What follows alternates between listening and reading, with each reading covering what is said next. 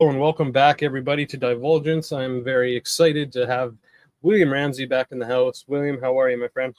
Doing good. Thanks for having me. Good to be with you. No, thanks for your time. I'm always a pleasure to have you, my friend. So you are obviously an author of a lot of interesting books. Your most recent one is, of course, the Smiley Face Killers, which goes with your film that you also made on the Smiley Face Killers. So, yeah, it's something I've always wanted to talk to you about. So, before we get into the Smiley Face Killers and whatnot, well, no, I guess we'll just jump right into it. I guess maybe first a good thing to differentiate is that because I know recently, I think there's a Prime series or a movie with Dennis Quaid recently out about the Happy Face Killer, which is obviously completely different from the Smiley Face Killers, plural. So yeah, can you give us a little rundown on who the what the Smiley Face Killers are, and your process of making the movie and the book? Yeah, the Happy Face Killer is Keith Jesperson, who was a trucker who killed women. But the Smiley Face Killer's got its name from two guys. One is Kevin Gannon, who's just around. He was just in being discussing the Smiley Face killings with a journalist by the name of Brian Entin, Entin. You can check that out on YouTube.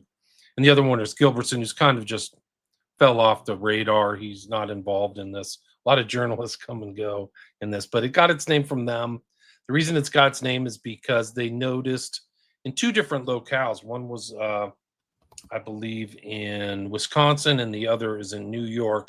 They noticed young men starting to turn up in bodies of water in the late 90s. They started studying them independently, and then they started taking pictures. They started looking into things, and they started noticing that some of these deaths, which they thought were suspicious, that they weren't actual suicides or accidental drownings.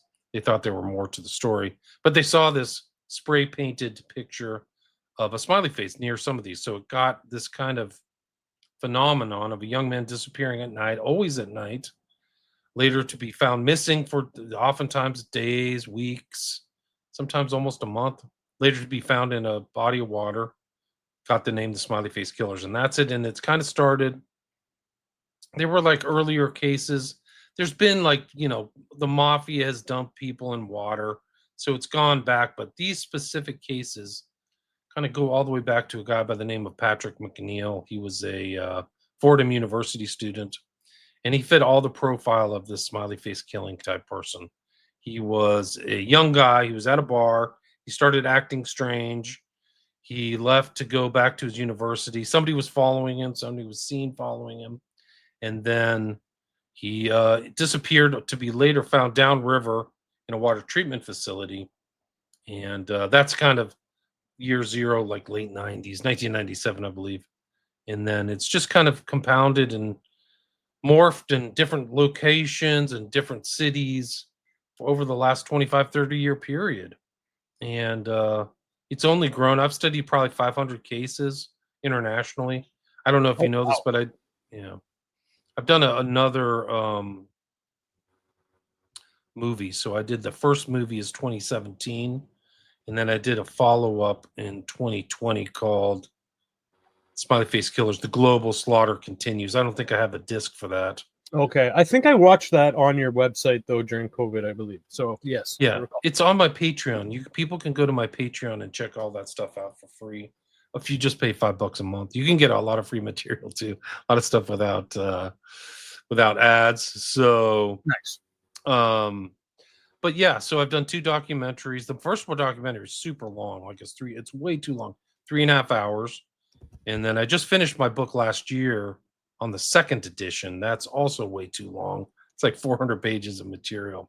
But it really shows kind of the history, the unfolding, the unraveling, the peeling of the onion of like this phenomenon as it becomes more understood, as more cases happen, and these cases are studied by multiple different people. And some of these people weren't connected. And now it's kind of grown, like I said, and like there were huge outbreaks of these phenomenon, these types of cases in Chicago. and then places that they never happened before, like Austin, Texas. Their lake just started, as Austin kind of got on the map as a cultural center of comedy and people fleeing California. These cases grew up around that, and they call it the Rainy Street Kill Ripper. Rainy Street is kind of their most famous drinking street, and also Boston. Some of these other places, it's happened worldwide. Happens in London, happens in Bath and Manchester. Manchester, they call him the Pusher. So it's got all these different names. This phenomenon gets different names at different places, but it's all the same phenomenon as young men going out at night, disappearing, and to be found in places that are strange or previously searched, or oftentimes, in important cases, there's immense amounts of resources deployed to find these people, and then this person will show up in a place already searched. And some of these are very sophisticated searches. They're not like amateurs. They get divers who know search and rescue techniques and are trained and know how to do underwater searches. And so things are missing. And oftentimes these guys act suspicious. They go through a personality change. Their phones are found where, they decide to drown themselves supposedly while putting their phone down, or their phone is smashed, or the phone goes a different direction from where they're supposed to be going. And there's so many cases like this. It's just, and I literally couldn't keep up. Like, there's just been so many cases and so many things, but I tried to get as many cases as I could inside this 400-page book that I published in 2024. I had an author, Janet Marin, on a couple weeks ago, and let's see here. She told me about a case. I think it's from 2003, 2004, but I think maybe there's movement on it. I think it's Minneapolis or somewhere in Minnesota around Halloween. College boy, blonde hair, blue eyes. He was at a bar. I guess he got thrown out because maybe he was getting rowdy, maybe he was drunk, maybe he was drugged. No shoes, no coat, no wallet, no phone. He was found 2 weeks later after going missing in a river. Yeah. What was his name? I didn't get the name. Unfortunately. There's a lot that happens in Minneapolis. There's some. Chris Really? Jenkins is, yeah. Okay. Chris Jenkins is one of the bigger cases that I studied. I set aside a whole chapter for him. But there's been other ones that have been happened in there. Some of the names don't come to mind right off the top of my head, but they all fit that same profile. So I was going to ask, what areas is there a concentration of these in some areas? I mean, you just said Minnesota, yes. Are there other areas where there seems to be concentration of these? Absolutely. Like some of the early cases, like I think it was La Crosse was like a hot spot for a minute. New York, Boston, definitely Austin, Texas, now Chicago, Portland had a lot of these types of murders. So they happen. There's some in San Francisco. Anywhere where there's a body of water, certainly in Bath and Manchester, and just kind of through the UK. But yeah, those urban areas are hotspots. There's no question about it. But they happen in some smaller areas. Like there is places in the Midwest. There's been one in Iowa, Ohio, Indiana, wherever. College towns too seem to be a thing. Okay, I mean, yeah, I feel like that makes total sense. Question from the audience here. We have Stefan. Is this about the New England situation? Do you know what they're referring to? I don't know, but they're Boston. Yeah, I mean, you can bring up this guy right here. I think he was a New England case. They just found him this morning. This is just another one. Owen Kenny. He was missing for a week. The same thing, missing all week, exhaustive searches, a lot of press stuff. And then all of a sudden, he shows up in the river. They call it suicide or something like that. So right. It's hard to believe. But there's just so many. I mean, it's just like I can't even keep up. I would recommend, if you really want to follow people, there's a couple guys on X And one was the researcher. I can't believe he's been researching the smiley face killings for this long, but his name is Jim Smith, Yep. and it's his X handle is at Smiley Face Cult. And then a newer guy who's kind of come in is Staged Drownings. It's at Staged Drownings. So you can check both of them out. They really are, you Great. know, Thank you. greater researchers. You can also invite them on your show. I know they do interviews, but like, it's really hard to keep up with all the cases. It's really not funny, but there's just so many cases. It's crazy. So let's see, where do I want to go with this? There's so many questions. What is the general, if you know, what's the general perception or outlook when it comes to law enforcement and the media? I mean, It's a great question. Yeah, so let's start with that, William. Here's the thing is that the FBI's discounted this back in, I think, 2010 as being a viable thing. They looked into it. I have that section in my book where they actually kind of like, they don't, you know, they looked into something in 2008. And there's even been like congressmen saying, hey, look into this. But they said, I wouldn't trust the FBI at all based upon their track record. They're terrible law enforcement people in general. It's almost They like don't a have a clown good show. batting record at all. They don't. They have a terrible one. To date, we have not developed any evidence to support links between these tragic deaths or any evidence substantiating the theory that these deaths are the work of a serial killer or killers. So they discounted, that's 2008. They discounted a lot of these police chalk up these deaths to accidental drownings or suicides, which is people generally don't drown themselves suicide. I think it does happen, but it's not that unusual. The other thing that makes these water deaths unique is that they don't happen during like leisure hours. Like you and I go to the lake, we're going to go fishing. Right. Yeah, we're going to go swimming. This is always at night. There isn't even one case that I covered that's during the day.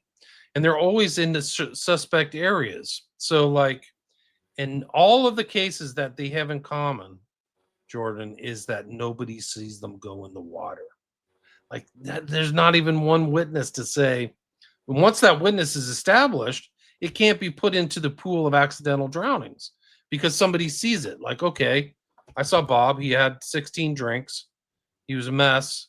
And then he got this stupid idea to go, you know, swimming in front of Niagara Falls. So he's obviously an accidental or intentional death or something. But these are people like, hey, Bob, I'm going to go out and check my phone. And then they disappear and they're gone for 2 weeks. And then they're found in water.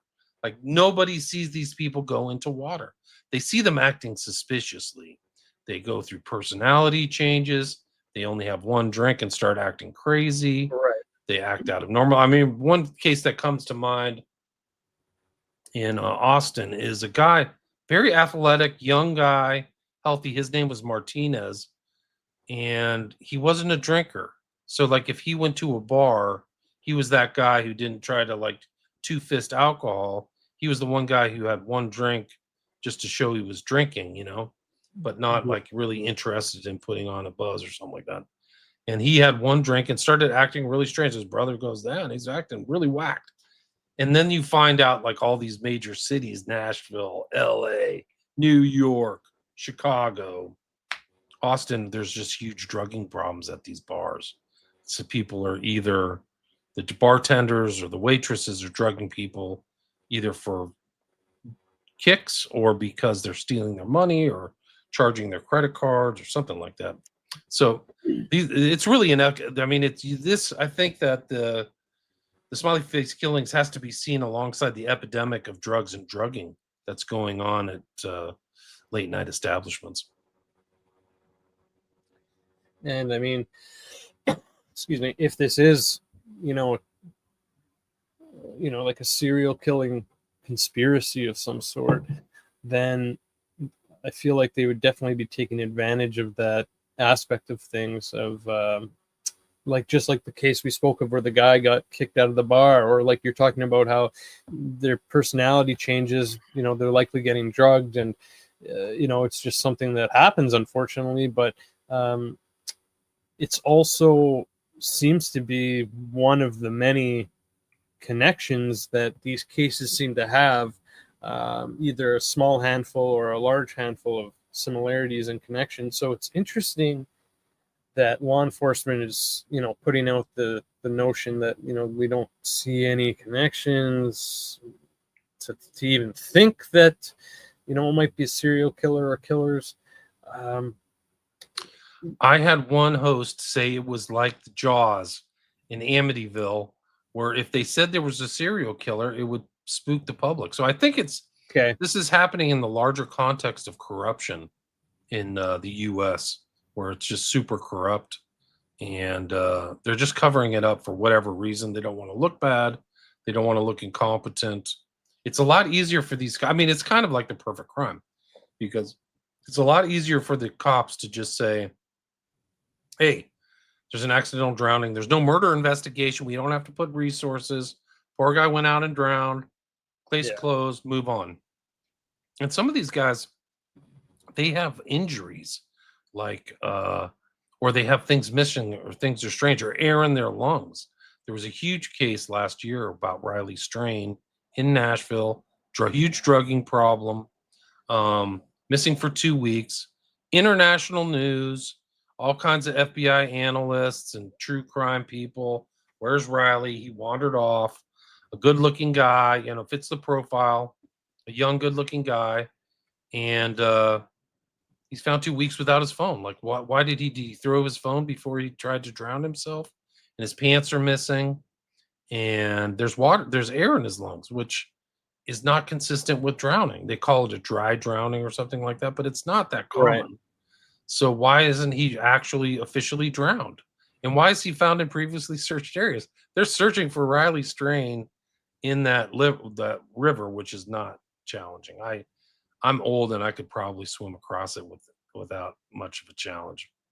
Why is this happening to him? And then the cop literally finds his body and makes a judgment on the spot, and they don't even look into it, like nothing strange. So there's no inquiry, inquest. Why do we miss this? How do we lose this? So it's a very strange situation. Like, there's high strangeness. Like, these people disappear off of CCTV, like somebody's watching them, like why isn't the CCTV catching a lot of this stuff? So it's almost like there's a predator or predators. And people said, do you think it's one serial killer? Of course not. Do I think it's kind of a network? Right. Yeah. I mean, even Gannon just the other day, I mean, he was on this guy, Brian Enton's show. He's like, the Smiley Face Killers network. He believes there's a connected network. And I think it's accurate. Like, so let's talk about that. Yeah. Yeah. So, like, some people are interested, they start modeling agencies because they like young girls, or they're pedophiles. So they go join the Boy Scouts, or get access to kids. And I think these are people who like young men. So they are in a group of people who that's their key victim group, whereas, or like we talked about Jesperson, he seemed to want to kill women. So this is just another thing where this is happening. And I think I had a whole section in my new book called basically like the similarities between the criminal cases. So I did it SFK offender typology. Yeah, there it is. And so all these there's other serial killers who've targeted young men.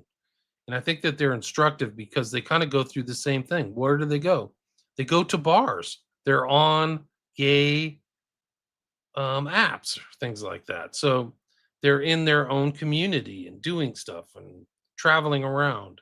They're almost like Jeffrey Dahmer too, actually. Dude, you just read my mind. You literally just read my mind. I didn't want to interrupt, but it's just like Jeffrey Dahmer. Like, he's taking advantage. I mean, he was obviously interested in the gay, gay. He was a known member of the gay lifestyle. Like, he was a known member of the gay community, and but he was also a drugger. He was also he was a drugger, exactly. And he got kicked out, I think, of one bathhouse because of drugging, like repeated drugging. Yeah, so, at least one. Yeah, that's correct. And there's other cases like that. There's a guy, Stephen Port, outside of London, who killed people. He was a serial killer. He would use GHB and drug people. So like that's how you could find people perpetrating this crime, is like they're into using drugs to get victims. And there was like the most successful rapist of all time in the UK. His name was Reynard Sinaga, a dude from Indonesia. You would not even, if you walked by him and like on a street, you wouldn't even get a threatening vibe. He's the least threatening person imaginable. Oh, Kind of wow. like an Asian dude, Yeah. 5'9", openly gay, went to gay churches, these kind of gay churches. Yeah, Reynard Sinaga. Does that guy look threatening to you? Nope. That's the most successful rapist in the UK history. And he would go out. What he would do is like sleep until 2 a.m. and then go to the bars and look for victims, bring them back, drug them, and rape them and film them. The reason they know he was a mega rapist is because he took videos of it and they had it all. So was this guy? What if he was drugging people and he overdrugged somebody, right? Yeah. Or something like that, and then he had to dump the body. Victims 136 to 206. What plus 206 Bro, plus? That's in a the big span of wow. 2 years. Like Yeah, look at this. Holy man, Wakefield. Oh my god.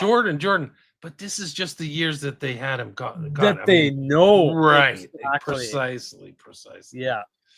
So that's like, I mean, but then the other thing that's really interesting about this case, which they'll probably mention even on the Wikipedia, is that they covered it up. They didn't even have any publication or any publicity. They didn't notify the media. They just said we convicted a guy. It was so weird.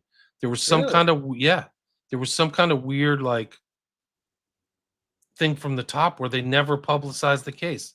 They went after people, but it's such an important case. Why isn't it in the media? It never hit the media until after they convicted him. Isn't that crazy? I think it might even be. Yeah. That is He has odd. a whole life order or something like.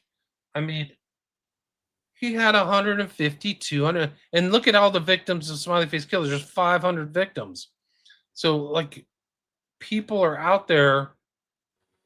Like some of these killers are could be very prolific killers. When I was first researching, like I keyed into the male interest, like somebody's interested in males, right? Because they're males. And I looked into gay serial killers. I've done shows on Dahmer, but there's some other ones that people don't know about who preyed upon other men in gay bars.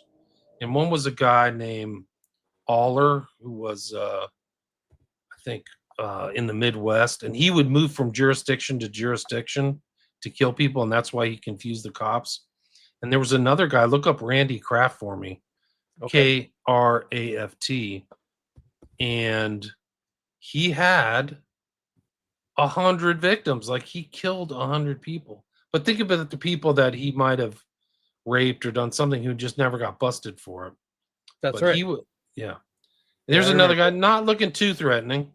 Yeah. But gay and one of the most prolific murderers ever. And we go around like looking for random dudes. Then how about Dennis Nilsen as well? Nilsen, look up. Who had so many similarities to Dahmer. It's ridiculous. I would love to do a show on just the similarities between those two. I've done a show on gay serial killers because they are a subset. There was another guy in the Midwest, Olmeyer or Hansmeyer or something like that.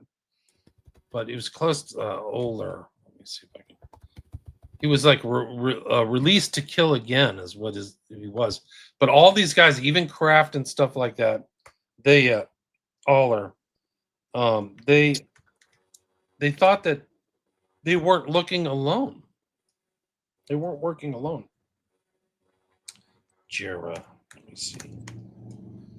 The book that I read is Freed to Kill, The True Story of Serial Murderer Larry Eyler. Eyler. Definitely worth your time. Larry Eyler. Okay. Yeah, so he was just one. And Koberger, I can't remember the guy's name. He was from the the Midwest. He was a serial killer who kept snuff films and stuff like that. But anyway, so I think that the kind of gay serial killer thing is instructive. But that section's SFK offender typology, I think, is worth people's read. It's let's keep talking about like the network concept of this. Like, it's just crazy to think that, but very possible, that, you know, somehow maybe two guys met or a few guys met, and then it just turned into what it is now through years of patience and recruitment and, you know, and networking and people with a similar interest. There was a case in Melbourne, and it's in my offender typology section, a case in Melbourne, which is I think the 4th biggest city in Australia, and it's called The Family. It got the nickname The Family because it was a group. There was one kind of central character, but it fit kind of like the profile of what an offender would do. There was a group of guys, they were gay, and they would go out looking for random people, and they would drug them and keep them. And then when they were done, like, they would keep them for a while and do horrible things. And then they were done, they would dump the bodies. And they got the family, and it was just like they were into other things. They were into picking up, you know, runaways and vulnerable people and just doing, you know, really, they were gay. So they would do these things, you know, do things like that. And it just felt like this was the same thing, the drugging and the driving around and stuff like that. And I think just to add, one of the things is why the law enforcement, you mentioned the law enforcement earlier. I think one of the reasons the law enforcement don't kind of key into this is because it's part of kind of the gay either lifestyle or underground or whatever. And so some of these other cops who aren't gay, they don't understand the way these guys think and operate. So because they're part of that network, so they just don't know, you know, the kind of gay life, cruising lifestyle, and the kind of gay, you know, what they do. Yeah, that's perfect situation. Like, if you've seen the movie Cruising, 1980 with Al Pacino, great movie, and it's just like that, right? They're looking for a killer who's in the scene, and they very graphic. A lot of gay people, do not want that movie to be made. It does a great job of telling that story. I think it's a great movie, and they send him in there, and he learns, and he gets all caught up in it, and it kind of changes him a little bit, and it's interesting. That movie is almost kind of like suppressed. Nobody wants to talk about it. It's too controversial, right? And it was the guy who did The Exorcist, who was the director. I can't remember his name right now, but he directed The Exorcist, and they had a lot of problems. The gay community didn't kind of want that exposed. William Friedkin. Friedkin. Sorry. So, like, I mean, and that's kind of, and that's like shows a side of the gay community that isn't, it's not all pastels and antiquing. It's like leather bars and dudes like fisting, like there's a fisting scene. Everything, it's really graphic shit. But there is like a case that comes to mind. There was a guy who was last seen in front of like a BDSM gay club. That club was like cruising, and he was in Washington, D.C., and he was never seen again, and then found in the river. And his brother thinks like, oh, this guy got abducted, and I don't even know what happened to him. Arvind Sharma, 22, fits all the bill. Like this guy, Arvind Sharma, he was in a bachelor party or something like that, or I can't remember. Let's see. Arvind Sharma, 22, disappeared 2005, Nepalese American, about to graduate with honors from University of American. He went to a club in South DC, which Club Lime shared a building with a bondage dominant sadomasochism club. He was last seen that night. He was separated.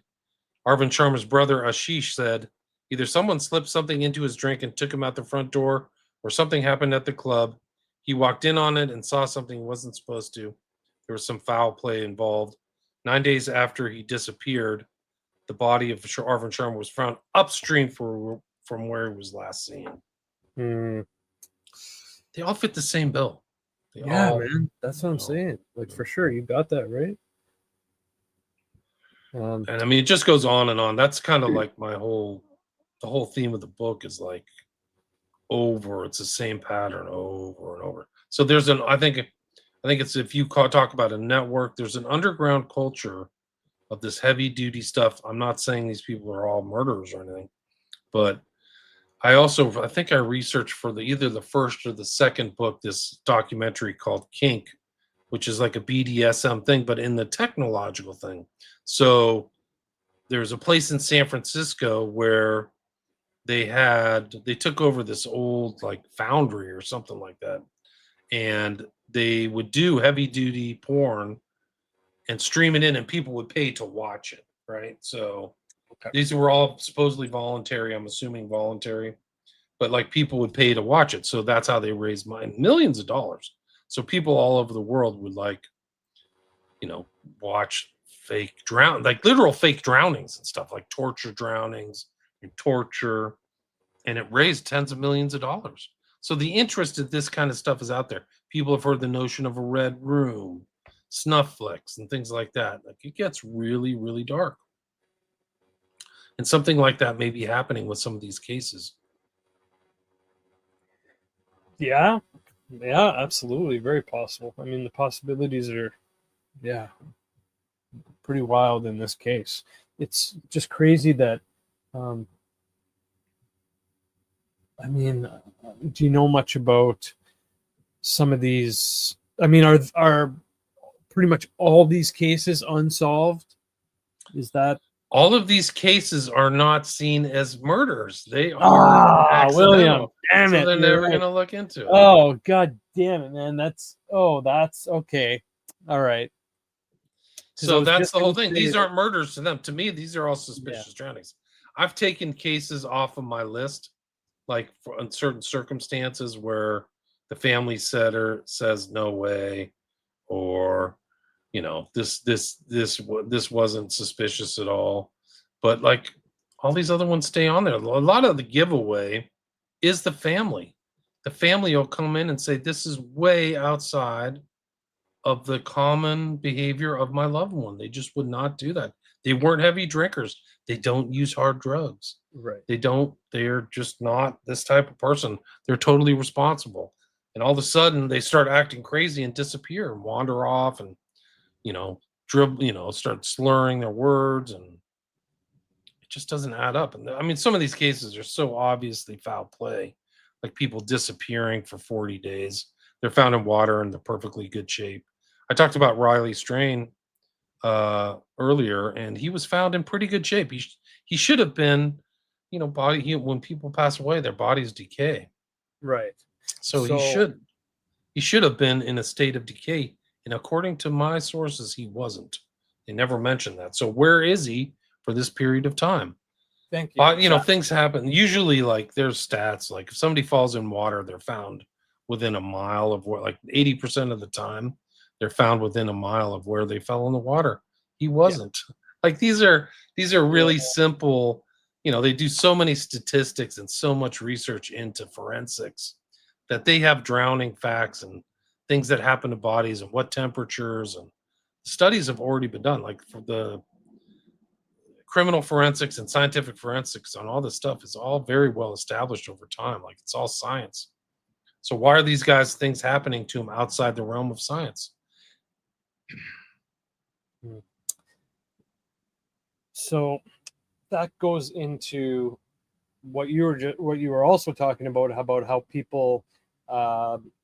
It's kind of like the movie. Have you seen the movie Chained? No, I don't know that. With Vincent D'Onofrio. No, what's it about? Essentially, he's a taxi driver and a serial killer, and he basically captures. The story is he captures a mom and her son, he kills the mom because that's what he does. He picks people up and he kills them, but he keeps the son alive and like trains him to do what he does. And it's about, he comes home every few nights with a girl. There's a whole process. They keep them alive for so long. There's usually sometimes drugging or sexual stuff involved. Wow. And then they kill them off and bury them under the house. So, it just goes into what you're saying. If they're being found, so much time has passed, but they're not looking so bad in terms of decomposition and whatnot, then, I mean, these people must be being captured, right? And something's going on with them, and then they're being killed and dumped at a later date in water, usually. It's weird. I studied a guy. He was from the area of where a lot of these cases happened. His name was Edward Lamphere, and he literally would abduct boys. So externally, he was heterosexual. I think he was married, but he liked men. Like, that's the whole thing. Like, he had, he was bisexual, but he would get people and chain them up. And one guy got out. He escaped. And so how many other victims did he have? Like, we don't know. Like, sometimes these guys only get busted for one victim, but they've been on a thing. Another good example of somebody I've studied is Rex Heuermann, who didn't get busted until he was 56. And they say serial killers start killing in their teens or 20s. So, like, how many people did Rex Heuermann get away with? Like, that was his that's what he did for kicks. Like, he liked the whole thinking process of it too. Gacy, you mentioned Gacy, Jordan. Like, these guys have very similar things. Gacy's last 4 victims were all thrown in a lake south of Chicago. They were all thrown in a river. And same thing with the Atlanta child killings. They're all thrown in water. Oh, that's a wild one. The Atlanta child killings. So the average person isn't going to, thank God, the average person isn't going to think like that. But the serial killers like learn from each other, and they kind of do similar things. And so I think there's just there's probably active cells of these guys who do this, and they don't care. They're either nihilists, Satanists, something, and this is their drive, is to, Gacy, I don't know why he killed all of his victims, but like, he used to we know Gacy was traveling around too, which is really crazy, creepy. Mm-hmm. Like, he would go to he was in Chicago, but he would go to some beach place or some lake in Kentucky, things like that. Like, there's stories of him, and then there's stories of people being found in these things. So there were mysterious drownings actually studied by people who thought they tried to link them to Gacy. So we don't know how many people Gacy actually killed. Yeah, again, we don't know. Yeah, it's really dark. It's very dark, and this stuff is still happening. The recent cases just go on and on. You just cannot believe how many cases there are. So now there seems to be, over the past few years, you have a couple movies, you have your book, and now there's at least 2. I don't know if they're. I think one's a movie called Smiley Face Killers, and then there's, I think, a documentary on Oxygen. Smiley Face Killers: The Hunt for Justice. Yeah, it was pretty good. It's pretty good. There was 6-part. Yeah, it was a 6-part series. It featured Gannon, Gilbertson. Okay. It was produced by a reputable, production company, but I think that they didn't show the kind of depth of the phenomenon. That would be my kind of critique. But I thought it was good. It's worth watching. I covered a lot of those cases. Those are some of the original cases. I think they covered the guy McNeil that I mentioned earlier. So, and one of the interesting things is sometimes the police tell the people what happened, like, oh, it's an accidental drowning. But then the autopsy, which isn't published, sometimes the families get those and tell a whole different story. Like, some of these guys are tortured. McNeil's a perfect example. His parents were told that he had drowned. Then they got the autopsy report, right?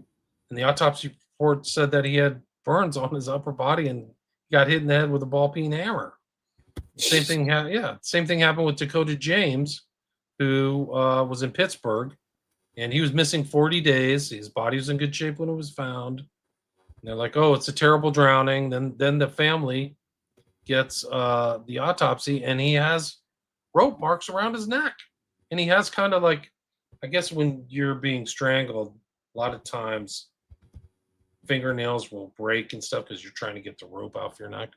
Right. And he had those kind of contusions on his fingers, Dakota James did. So a lot of these autopsies tell a different story. Do you think this, with your stuff and these movies and stuff coming out, like, do you think that's going to help, like, kind of, Well, at least it's to be knowledgeable. Yeah, I think so. draw I think the knowledge attention of it, to it, right? At least it'll draw some attention. yeah, the one by Bret Easton Ellis, Smiley Face, is kind of a joke. His logo is very similar to mine for my second movie, which pretty questionable. But he makes it look like a serial killer. That's the movie, right? Like the dramatization one. Okay. Yeah, and I'm like, I think this is a culture, and this is like some dark, heavy duty underground stuff, like Gimp Mask stuff, and that's why that's why kind of on the first film you see that weird kind of picture that nobody knows what it is, but it's a picture of a guy kind of being drowned with a Gimp mask on. And I think that's really something like that is happening. That's it. Yeah. That's taken from a video that was directed by a guy named Peter Christopherson, a known member of the Illuminates of Thanateros. Thanateros is Sex and Death. And he made this film called Broken. And I think it was an adjunct onto a a 9 Inch Nails project by Trent Reznor. Okay, but yes. It was, if you watch that, it kind of goes through the notion of like a smiley face killing. They're driving around. They're looking for a young man. A young man comes to the car. He ends up chained down in a basement. And then there's depiction of drowning. Like, it's incredible. It's like the same MO. So it's it could be father-son teams. I don't know. But there's something very dark happening that most people couldn't comprehend.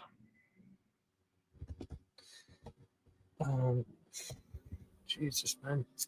It's just when you think about it, it's just so wild. It's just so wild. Like, let's get into the smiley faces. Like, are these...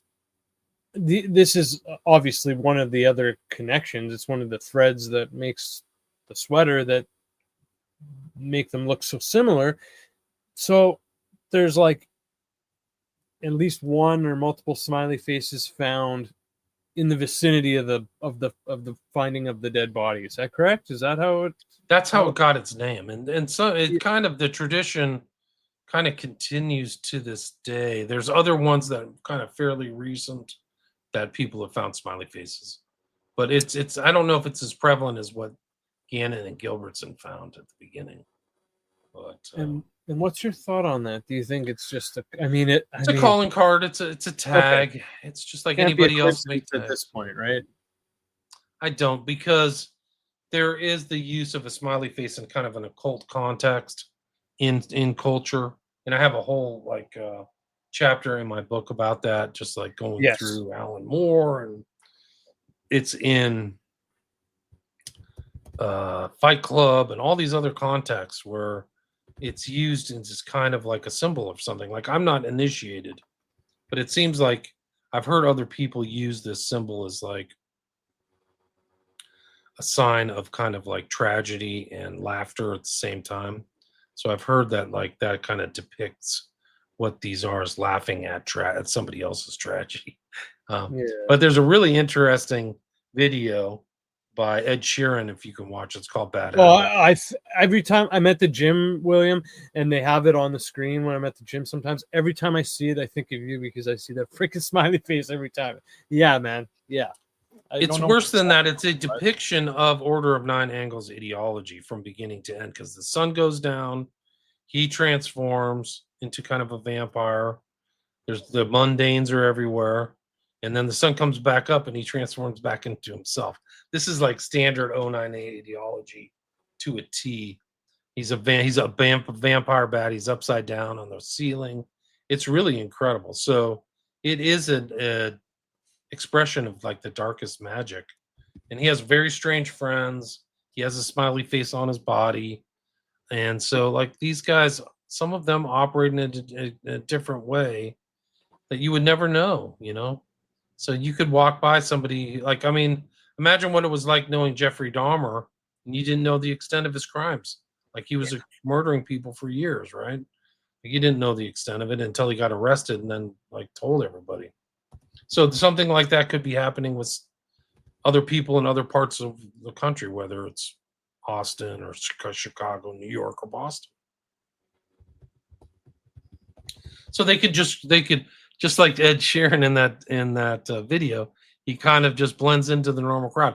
There was a case in Boston, I forgot the kid's name, but he was there's something happens, like these guys come out of the TD garden, so people have to be afraid of, like, watch out when you leave the TD garden. But he literally like walked out, somebody hit him in the head with something, like he had visible injuries. He was face down in water, and somebody went over to help him. Like he was down for like 5 minutes, is my understanding.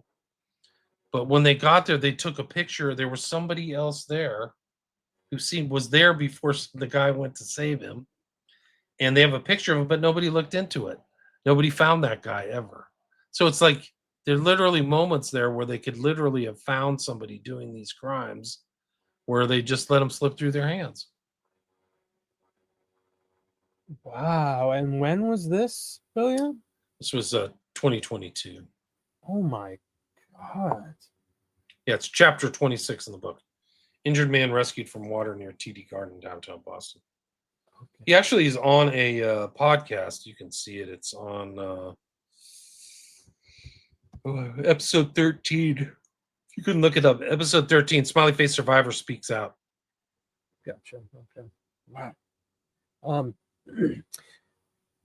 I mean, do you think that because like to kind of start cracking this open is to essentially start taking these deaths more seriously and start doing autopsies and investigations, right? Treat them like they're crimes. Absolutely. Right, because all these clues and whatnot are just slipping right through their fingers because they're just checking the wrong box in the form, right? They're checking suicide or accident or whatever. So. Yeah.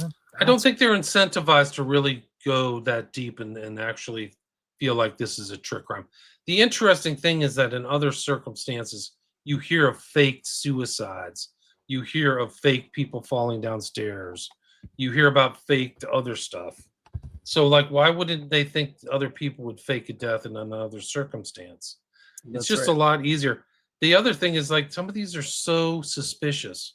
The fact that places have already been searched, like there's been reservoirs, like this is a limited body of water. They've been searched, and then somebody shows up and they're just like, oh, accidental drowning. Like it's almost like negligence on the part of law enforcement. That's my thought on it, really, because there's just so many head scratching details and connections of details in these cases that absolutely it just seems like pure negligence and incompetence. Have you ever spoken to anyone in law enforcement about these cases? Not in great detail, No. Okay. I mean, I've tried to get information from the cops, and it's just like it's talking to a brick wall. They literally don't know. Yeah. I think that I actually have come to the conclusion that some of the medical examiners in some of these big cities are super corrupt, and they're part of the political machine. So a lot of these jobs are handed out as part of a political machinery. Okay. And so the medical examiners might not be on the up and up. Yeah, that's unfortunate. It's just amazing I mean, yeah, I mean, anyone can get corrupted, right? So it's just you got to get the focal points in the operations so that you can get away with what you want or get done what you want without people asking too many I don't think questions. it's outside the realm of possibility in these days. And so, there may be payoffs. I'm not saying even in this, but in other situations, it's like people may get threatened or they may be in there for a reason. I don't know. But um, some of these are just like they strain credulity that somebody would do that. Like I think even in the case of Dakota James, the medical examiner didn't write in there that he had like ligature marks on his neck, but it went over to Dr. Cyril Wecht, who's like an independent examiner. And he said, "Well, what's this? Because I can see it with I can see the pictures too. I've seen him. I've seen him with my own eyes. He clearly has some kind of injury that is consistent with the ligature around your neck, not some kind of, scraping on the bottom of the river type thing." Right. Also, I could tell his body was in good shape. His body was in great shape. He was in like he had just been put in the day before. Literally. That's so where was he for 40 days? He was Exactly. alive for a long period of time. Yeah. It's just it's just horrible to think of what they might be doing with them before they finally kill It them sure off. is. It sure is. Oh, There that's was a just guy who was arrested. He was gay. His name was Latunsky. He was in Michigan. He actually worked near at one point near where the body of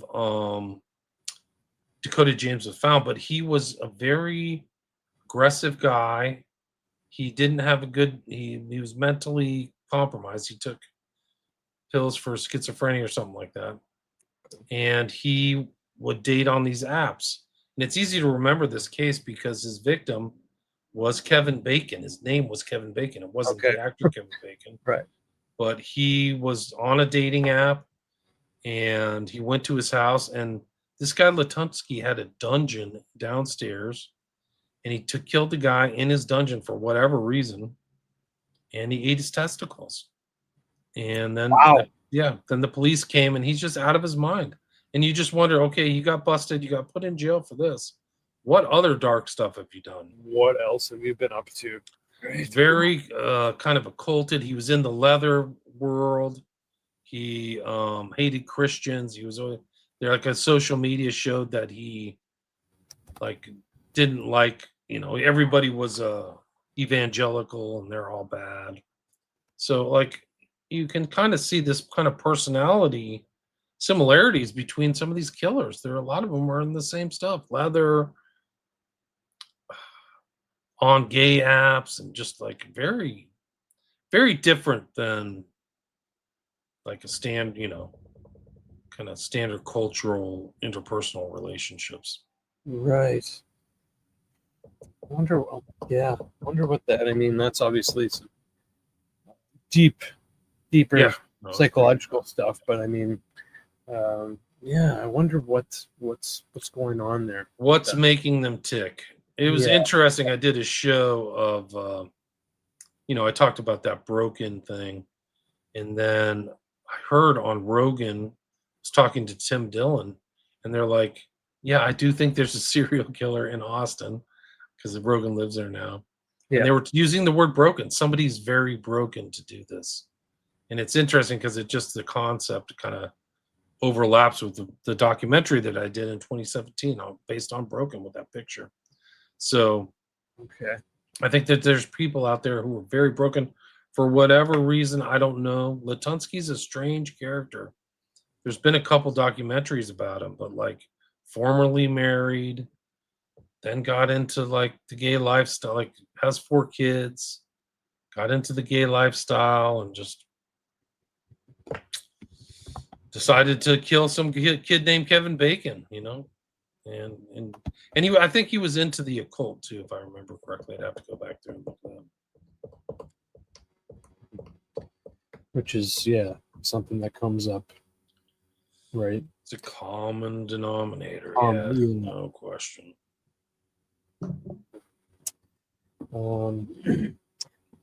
Before we wrap up, are there any? I mean, what's some of the most what's the most amazing thing or wild thing that you've learned during your um, research into this? I mean, it's just a crazy topic to begin with, right? Like, Yeah, it doesn't. Yeah, at first glance, you could not believe why would somebody go and fake these drownings? Like, what's the motive? Why would you do this? Would you kill somebody randomly that's for what we should whatever reason?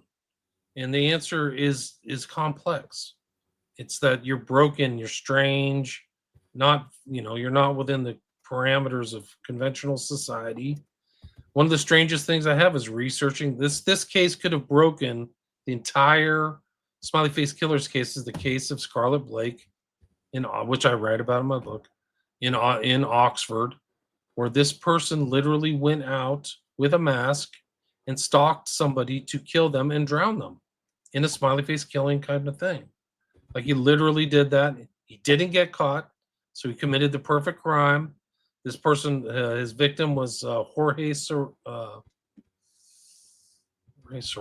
He had a Spanish last name. I can't remember offhand, but Jorge Carreño. And he literally was found in a very small pond, face down, drowning. And the police were mystified. His family was mystified. There was a memorial. This guy, Scarlett Blake, went to the memorial. His killer was seen there taking pictures or being pictured. And nobody knew why until this guy, Scarlett Blake, 2 years later confessed to his trans boyfriend. And the trans boyfriend taught police. If he hadn't confessed to his trans boyfriend, and this is an international concept thing of this crime, this guy would travel around, travel to the U.S. His boyfriend was from Austin, Texas, of all places, or something like Colorado. He had been to the United States, but they busted him for this one case, Jorge Carreño, in Oxford in the UK. But he never got caught for anything else. What other wrongdoings has he been up to? It could have been cracked open the case. Are these guys communicating with each other, planning crimes? He was like another killer out of Canada. His name was Luca Magnotta, if you remember him. Yep. Scarlett Blake got started by killing a cat and sticking it in a blender. Oh, God. Yeah, of course. And then he said, I wonder what it would be like to do this to a human being. And now he's in jail for, I think, the rest of his life. But they covered everything up. The police kept calling him his trans name. Like, they don't even reference him by his birth name. So you could do both. So Scarlett Blake is like Marilyn Monroe or something. It's fake. So they should have found he's of Asian descent. Another kind of non-threatening guy. Like, not a big, burly. A lot of these serial killers are not threatening. That's the whole thing about them. Like, they don't give off that vibe, and then next thing you know, you're dead. Right? Yeah. But yeah, Scarlett Blake was really a revelatory case. And to me, it was a big break in the Smiley Face killings because he fit all the profile, and then he got busted and got sentenced and went through the criminal process. But in my own opinion, he's probably committed that crime in the past too. Yeah. That he was a serial killer. For what reason? He had gone through Tavistock. He had gone through all of the drugs, the trans drugs, and he was strange. Like, he's had female breasts and a man's penis. So it's like a lot of gender dysphoria there. Wow. Crazy. Yeah, I recently, I can't remember. It might even be, I think it's in Canada, but it might even be someone in Ontario near me. This gentleman, gentleman identifies as gentleman. So he was able to get the government to pay for surgery to construct a vagina on him, and so he can still keep his penis too. So, he's like a Boy Scout. He's always prepared for everything, right? Yeah. So, Wow. Yeah, with all this trans stuff and stuff going on with these drugs and surgeries and whatnot that are involved in this lifestyle. I mean, yeah, I wonder what. What does it do to your brain? What do these drugs do to your brain? Yeah, What do they yeah, make you feel like? exactly. We know What that these people could have a happen? higher incidence of suicide. A lot of them are violent. So, like, what's happening there? We've seen the Zizian cult that's kind of close to you in Canada, international, multi-jurisdictional violence. One guy killed his parents. Like really dark. Yeah, there you go. So even Zoe Trope just mentioned it. Anyway, there's a lot of mystery, but I think that you can kind of put it together that something strange has happened in the culture that involves underground BDSM stuff, international travel, and international communication that facilitates this kind of crime. Crazy. Well, William, we'll wrap it up there, my friend. You have the two movies. I've seen both of them; they're great, and of course, you have your most recent book, The Smiley Face Killers. Let everyone know where else you would like them to go check you out. Yeah, you can just go to my podcast, Spreaker, William Ramsey Investigates, or my Patreon, which I post a lot of this stuff, and you can see all 5 of my documentaries. You just pay $5 a month, and they're all there. You can stream them. Thanks for having me. Thanks for having me on. No, thanks, William. Thanks for coming back. Thanks to everyone in the audience watching, listening. Please subscribe to Divulgence Podcast on YouTube. Check me out wherever you get your audio podcasts, and you can check me out on X as well.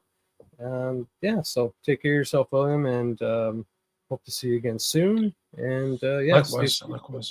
everyone, yeah, Stay safe.